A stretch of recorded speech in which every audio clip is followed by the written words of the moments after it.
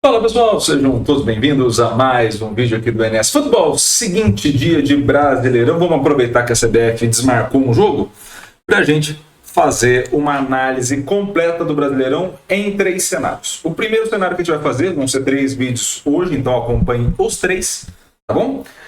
O primeiro que a gente vai fazer é sobre a briga pelo título, o segundo vai ser sobre a briga contra o rebaixamento, né? E o terceiro é basicamente essa organização ou observação dos jogadores, tá? Então a gente vai ver como a gente seleciona os dados, organiza tudo e também quais são os melhores jogadores do atual Brasileirão, beleza? Vamos lá para o seguinte, esse é um primeiro detalhe que ele é muito importante. Quando você faz uma pesquisa ou quando você faz uma proposição de ranking ou qualquer coisa desse tipo que vocês veem por aí, aqui, na ESPN, no caralho a 4, tanto faz aonde que é o local, você precisa saber do que você está tirando a informação, né? Assim, de onde está saindo a informação, né? Essa informação condiz com a realidade? Ou é só uma questão de uma escolha minha, do que é importante, do que não é, ou uma questão minha do que eu considero mais importante, ou minha preferência, ou que eu assisto mais, e isso tudo precisa ser debatido. Então, o primeiro cenário que a gente vai falar aqui para vocês nesse momento é o seguinte: quando a gente olha os dados que a gente está observando, a gente vai falar um pouco mais na próxima imagem para vocês, a gente está olhando dados que têm uma representatividade com o resultado do jogo de 96, 95,5%, tá bom? Então, assim, é alto. E mesmo se você considerar for pesar a mão para avaliação, ainda fica na casa de 91. Então, basicamente, você está falando de quase acertar 9 a cada 10 jogos. Tá? Então, assim, é coisa pra caceta. E isso é muito importante da gente ter essa noção do que tem entre o modelo que a gente observou e o mundo real. Então, esse é o primeiro ponto que a gente vai tentar elucidar aqui para vocês, tá? E vamos entender o que de fato tem sido importante para esse Brasileirão.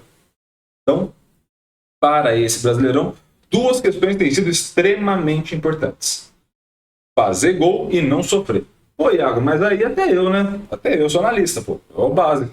Mas com os dados em mãos, você precisa mostrar o básico de vez em quando, né? Então, assim, quem chuta mais e consegue converter mais para gol leva vantagem. Quem se defende melhor, ou seja, quem sofre a finalização e consegue impedir, sai também na frente, né, nos 2 pontos ali. Então, o que vai influenciar no saldo? Não sofrer gol e fazer gol. Básico, mas funciona. Passe é legal? Passe é legal. Progredir é legal?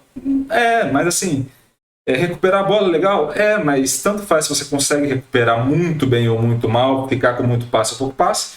Se você ficar com muito passe e não fizer gol, ou ficar com pouco passe e não fizer gol, os 2 cenários você vai ter problema. Se você se proteger muito bem, recuperando a bola rápido, ou demorando para recuperar essa bola, mas sofrer gol quando sofrer a finalização, também não vai adiantar muita coisa. Então, esse é o cenário. E onde que a gente consegue ver isso nos dados que a gente está analisando? Exatamente nessa imagem. Você vai ter aí o grupo 1 e o grupo 2. Para vocês terem uma ideia, como a gente está falando das equipes que vão disputar o título, eu coloquei 4 equipes aqui. Botafogo, obviamente, Red Bull Bragantino, Flamengo e Palmeiras. São hoje os 4 primeiros. Os 4 primeiros, o Botafogo estaria nessa faixa 2, tá? Que é a linha em laranja. Então, menos posse de bola, menos pressão no portador da bola. Então, tem todo esse cenário caracterizado dessa equipe. Quando você vai para as outras equipes com mais posse da bola, lá você vai encontrar o Red Bull, lá você vai encontrar o Flamengo, lá você vai encontrar o Palmeiras, lá você vai encontrar o Fluminense, São Paulo, enfim, outras equipes. Em todos esses pontos, vocês percebam uma coisa. Nesse cenário que está aí na tela de vocês, sim, o azul ocupa mais espaço do que o laranja. Mas na hora de converter para gol e de defender, que são esses 2 critérios aqui, esse critério e esse critério, vocês podem observar que aqui e aqui não apresentam diferença. Então, assim, é aquilo que a gente falou. Não adianta nada ficar com muita posse da bola se eu não converter para finalização e chute. E gol, no caso, né? Finalização e gol. Ou não adianta nada recuperar muito rápido se na hora que eu não consigo recuperar em um lance apenas, eu já sofro um chute e já sofro o gol.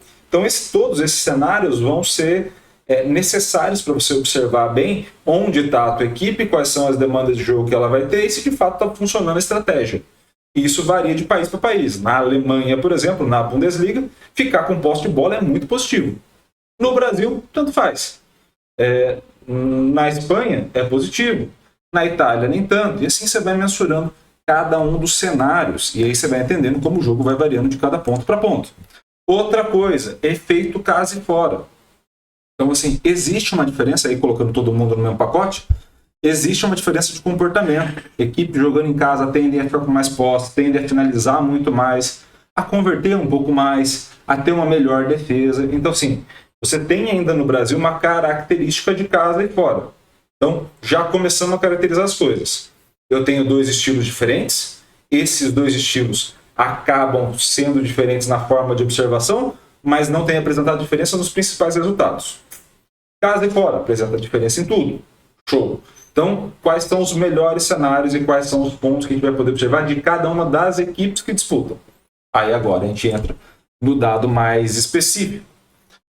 Como a gente vai mensurar por saldo de gols, tenham em mente que maior nota ou menor nota é maior saldo ou menor saldo, tá? Então não necessariamente é mais vitórias, é mais saldo, tá?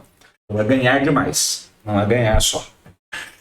Você tem um Botafogo no geral com 55, como mandante 60, como visitante 49. Então já tem uma queda de performance entre mandante e visitante. Primeiro cenário. Botafogo contra o grupo 1, ou seja, contra aquele grupo com mais posse da bola. Botafogo vai bem. E Botafogo contra o grupo 2 também vai bem. O Botafogo é regular contra os adversários e a única coisa que influencia ele negativamente, mas assim, óbvio, dentro desse cenário todo, é o mando de campo. Então ele consegue manter essas notas contra os principais grupos e aí depois ele consegue, nesse mesmo cenário, estabilizar essa situação, tá? Então, Iago, eu quero entender como é que o Botafogo vai jogar pelo que você vem apresentando. Pô, do caramba. Mas, novamente, quando a gente vai observar o Botafogo contra o grupo 1 e contra o grupo 2, né, o grupo com mais posse e menos posse, você tem, de fato, aí um Botafogo que joga de uma maneira muito parecida e aí consegue resultados. Então, esse cenário a gente consegue ver nesse gráfico. Esse é um gráfico novo aqui para vocês e eu vou tentar explicar da melhor maneira. Se ficar ruim, deixa no comentário que a gente tenta fazer uma nova explicação, se for do interesse de vocês também, obviamente. Temos o seguinte, se chama gráfico de controles daqui, controle de qualidade. Tá? Você tem aqui as notas por jogo, não só aquele total, aquele overall que a gente faz, mas jogo a jogo. E o que você pode perceber? Que o Botafogo fica variando entre aqui um 48, mais ou menos, até 62. Você tem essa variação padrão do Botafogo. Tá? Você tem tetos ali de 62, padrões mais baixos de 48, 49. O que vai acontecer? Em alguns momentos, o Botafogo vai passar desse teto ou vai passar desse piso. Então, você sai para um lado ou para o outro. Então, por exemplo, Botafogo jogando em casa contra o Atlético Mineiro passou. Depois, jogando fora de casa contra o Goiás, caiu. Tem uma coisa que passou da média e outra que caiu da média. Tá? O que a gente pode ver nesse gráfico? Como a maioria dos pontos estão dentro deles, o Botafogo é muito regular. Então o Botafogo apresenta pouquíssimas variações de nota. E isso é uma constância. O grande problema do Botafogo é que a produção de saldo dele não é das maiores. Então assim, você tem uma produção no nível de vitória, então assim, um gol por partida mais ou menos, de diferença entre ele e o adversário, que não varia muito para cima ou para baixo, mas você tem uma constância. O grande detalhe dessa constância é que uma pequena variação dessa constância, como foi, por exemplo, aqui o último jogo contra o Atlético Paranaense, que está bem nessa pontinha, você observa que uma pequena variação para baixo quer dizer empate. Né? Então, assim, como você tem esse cenário, o Botafogo pode perder ainda alguns pontos pelo empate. Não necessariamente que ele vá tomar goleadas e daqui para frente ele vai sair perdendo tudo, porque basicamente ele vai bem. Ele tende a manter essa regularidade, tá bom? Vamos para a segunda equipe. Temos Red Bull Bragantino. 53. Depois, em casa, 57. Fora, 49. Mesmo comportamento. Quando você vai para o grupo 1, né, que é o grupo mais posse, 50. Com menos posse, 56. O que isso quer dizer para a gente? Que o Bragantino vai ter, num primeiro cenário, mais facilidade contra equipes sem a posse da bola do que com a posse da bola. Equipes jogando em casa do que equipes jogando fora. Então você vê que tem 2 pontos ali de maior déficit. Então, assim, jogar como visitante contra equipes com posse de bola é o pior cenário. E você tem cenários mais fáceis. Jogar em casa contra equipes com menos posse de bola. E esse ponto que a gente está falando, de jogar em casa com equipes de mais e menos posse de bola e também jogar fora de casa com essas equipes, isso parte da estratégia. Então, qual é o grande ponto que a gente vai poder observar nessa equipe do Bragantino? A regularidade. Então, você tem um cenário aqui, por exemplo, próximo do Botafogo, em termos de qualidade. Né? Você tem um cenário aqui que é um pouquinho mais baixo, deve ser em torno de 47, a 61. Pô, Iago, a diferença é muito grande? Não, a diferença não é grande. Qual é o grande ponto? Que esse cenário varia muito mais. Olha como ele perde 1, 2, 3, 4, e ele perde bastante. E quando ganha, ganha bastante. Então, todos esses cenários, eles vão variando mais, e aí você tem menos regularidade. Menos regularidade. Isso quer dizer que, em alguns momentos, ou você consegue uma constância maior para conseguir angariar os pontos, ou você vai perder de muito, ganhar de muito, perder de muito, ganhar de muito, e assim por diante. Tá? Então, você tem esse cenário para a equipe do Red Bull.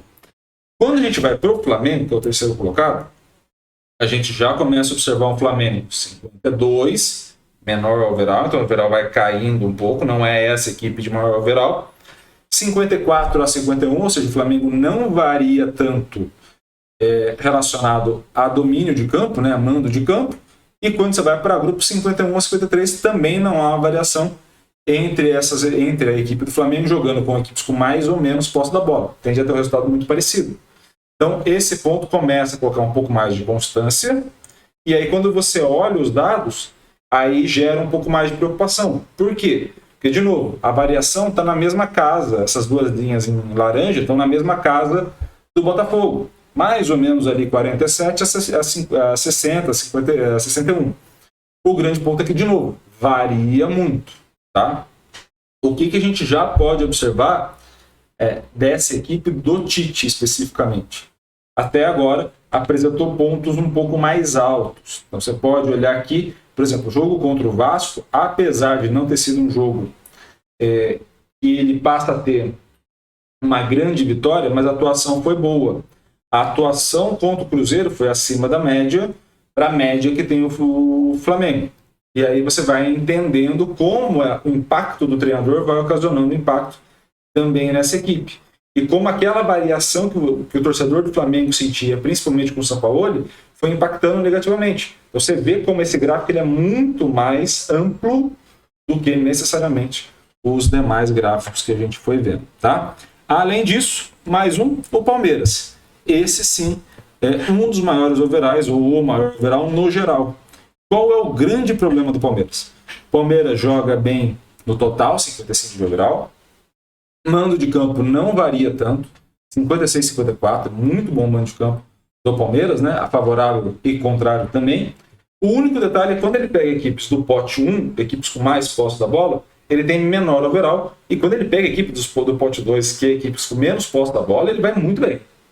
Então, ele ganha muito do Goiás, ele vai ganhar muito do Coritiba, do América, ele vai conseguir bons resultados com Fortaleza, ele vai conseguir bons resultados com outras equipes ali, Santos, Vasco, mas quando vai jogar, por exemplo, contra equipes como São Paulo, vai jogar contra equipes, isso não considerando o mando de campo para cada uma delas, como equipes como Fluminense, Flamengo, já começa a ter mais dificuldade de encontrar o jogo. Isso é prejudicial, tá? Quando a gente fala desse Palmeiras, né, a gente já vê o overall muito mais próximo àquele que a gente viu do Botafogo, né? Ou seja, as linhas estão mais próximas em termos de média e desvio, mas principalmente a gente vê que tem um início de campeonato bem acima, e aqui, principalmente depois do jogo contra o São Paulo fora de casa, a Bahia fora de casa, começa a ter um cenário mais negativo, abaixo da média. Tem pontos, é claro, positivos aqui, mas você vê a dificuldade que o Palmeiras vai ter em manter e foi encontrar um bom resultado contra o Coritiba. O que é essa dificuldade em manter? Basicamente a ausência do Dudu. Então a ausência do Dudu começa a baixar a média do Palmeiras e começa a ter um problema de encontrar estilos de jogo e encontrar soluções. Então essa qualidade do Palmeiras nos últimos tempos vai diminuindo. Então, se você fizer um recorte, por exemplo, aqui nesse ponto mais baixo, né? Pegar daqui para cá, vamos fazer esse recorte aqui, conseguir desenhar aqui, deixa eu ver, não. Esse recorte daqui para cá, se você pegar, né, fazer esse recorte daqui para cá, você já consegue entender, por exemplo, que não teve mais grandes picos, além desse daqui, e que você já teve um período muito mais de baixa. Então, percebam como nesse cenário que a gente está organizando, o Palmeiras é uma excelente equipe, mas que encontra dificuldades em conseguir grandes resultados, que era o que vinha acontecendo. Vinha vencendo muito bem, depois empatava. E aí foi perdendo ponto nesses empates. Agora encontra um período de dificuldade justamente em reorganizar essa equipe. Explicando aquilo que talvez vocês mais queiram ouvir, né? Como que está essa luta pelo título. Em termos de pontuação, é muito difícil imaginar que o Botafogo vá perder, pela constância que a gente vinha falando nos resultados. O que pode afetar o Botafogo é que, assim, o que aconteceu muito no jogo contra o Atlético Paranaense, que é uma série de empates agora. Assim, o Botafogo viveu muitos períodos no Campeonato Brasileiro com pouco saldo por partida. Quando você tem pouco saldo por partida, você corre um risco muito grande. E é claro, o PR tem muitos méritos e muitos saldos positivos porque não sofreu os gols. O que pode acontecer é um gol e o Botafogo ter dificuldade de buscar uma virada ou de ter um cenário mais favorável. Mas tende a ser uma equipe, independente dos cenários, tende a ser uma equipe constante. Quem pode surpreender? Entre Bragantino e Flamengo, né? Colocando ali os dois ali como principais adversários hoje pela tabela de pontuação. O Flamengo tem maior margem de crescimento. O Bragantino tem maior taxa de variação. Se o Bragantino conseguir manter o que ele vem mantendo nos últimos 8 jogos, retira pontos e vai acabar um campeonato apertado. Acredito eu favorável ao Botafogo, mas vai acabar apertado.